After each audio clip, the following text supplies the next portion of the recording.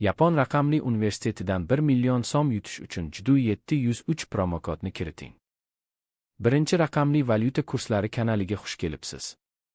Bugun 7 may 2026-yil sanasida O'zbek so'mining valyuta kurslari bilan tanishib chiqamiz. AQSh dollari 37 so'm 7 tiyinga oshdi. 1 AQSh dollari 12.074 so'm 28 tiyin bo'ldi. Endi 100 AQSh dollari 1.207.428 so'm bo'ldi. Oxirgi oyda AQSh dollari 1.1% ga tushdi. Yevro 147 so'm 17 tiyinga oshdi. 1 yevro 14.218 so'm 67 tiyin bo'ldi.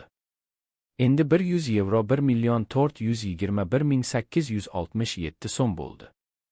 Oxirgi oyda yevro 0.7% ga oshdi. Rossiya rubli 1 so'm 24 tiyinga oshdi. 1 Rossiya rubli 160 so'm 86 tiyin bo'ldi. Endi 1000 Rossiya rubli 160.860 so'm bo'ldi. Oxirgi oyda Rossiya rubli 3.8% ga oshdi. Qozog'iston tengesi 15 tiyinga oshdi.